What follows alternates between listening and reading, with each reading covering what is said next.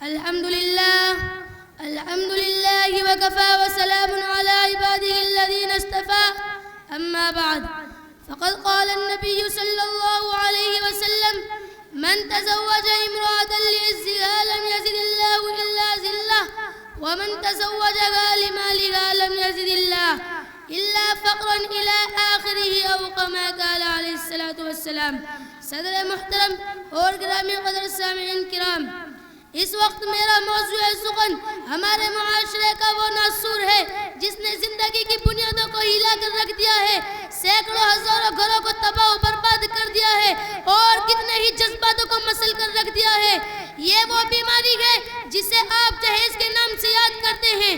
میں نے خطبے کے بعد ایک حدیث شریف پڑھی ہے، اس میں حضور پر نور محمد عربی صلی اللہ علیہ وسلم کا پاک ارشاد ہے کہ جو شخص عزت حاصل کرنے کے لیے شادی کرے گا تو رب ذوالجلال ایسے شخص کو ذلت کے سوا کچھ نہ دیں گے، اور جو شخص مال کے لالچ میں شادی کرے گا تو اس کو فقر و فاقہ اور تنگ دستی کے سوا کچھ نصیب نہ ہوگا. اسلام کے پاسبانوں، آج ہندوستان کے اندر خاص طور سے ہمارے معاشرے میں ایک ایسا ناسور بن گیا ہے جو ایٹمی ہتھیار سے زیادہ خطرناک اور مہلک ثابت ہوتا جا رہا ہے. اس منحوس جہیز کی بنیاد پر ہندوستانی معاشرے میں روزمرہ اخبارات کی رونقیں زار بن کر سرخیاں چھپتی ہے کہ فلاں شوہر نے اپنی سسرال والوں سے گاڑی نہ ملنے پر اپنی نئی نویلی دلہن کو موت کے گھاٹ اتار دیا. فلاں شخص نے مزید جہیز کا مطالبہ پورا نہ کرنے پر بیوی کو موت کے گھاٹ اتار دیا. عجب ماجرا ہے حضرات، دیکھیے، عجب ماجرا ہے حضرات، دیکھیے، داماد مانگتا ہے خیرات، دیکھیے. پیارے دوستو، اخبارات کی یہ سرخیاں غیر قومی کے بارے میں نظر آتی تھی، مگر افسوس صد افسوس کہ رفتہ رفتہ ہمارے اسلامی معاشرے کے اندر بھی یہ وبا پھیل چکی ہے. جو حضرات باہر سامنے کھڑے ہوئے ہیں، آپ ہی لوگوں کے لیے جو ہے آج اخبارات کے اندر جہیز کے لیے بھیج چلنے والی کہیں فاطمہ، کہیں رضیہ، کہیں شبنم و فرزانہ اسلامی شریعت کے نام لیواؤں سے یہ کہہ رہی ہے کہ کاش ہماری اسلامی شریعت کتابوں اور وعظوں کے بجائے عمل میں آ جاتی.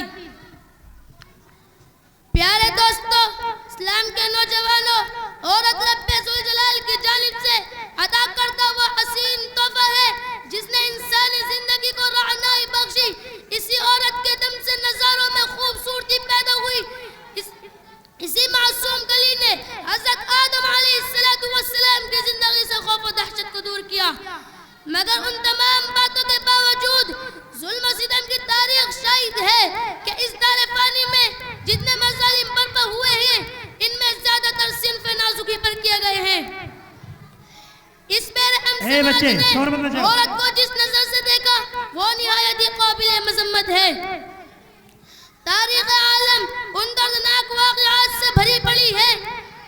کبھی حضرت مریم کو دنیا والوں نے متہم کر کے جنگلوں کی خاک چھاننے پر مجبور کیا، تو کبھی نمرود نے اپنی بیٹی کو ایمان لانے کی پاداش میں آگ میں ڈالا، تو کبھی عرب کے جاہل معاشرے نے لڑکیوں کی پیدائش کو اس قدر منحوس تصور کیا کہ ان کو پیدا ہوتے ہی زندہ درگور کر دیا جاتا تھا.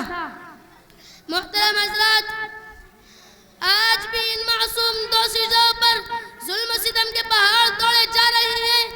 جبر و تشدد کی خاردار جھاڑیاں ان کی راہ میں حاوی ہیں. آج بھی ان عورتوں کے ارمانوں کا خون کیا جا رہا ہے. غریب گھرانے کی بچیوں پر خدا کی زمین اپنی وسعت اور کشادگی کے باوجود تنگ ہو رہی ہے. ساری دنیا پر یہ بات روزے روشن کی طرح آیا ہے کہ جس گھر کی لڑکی جب جوانی کی دہلیز پر قدم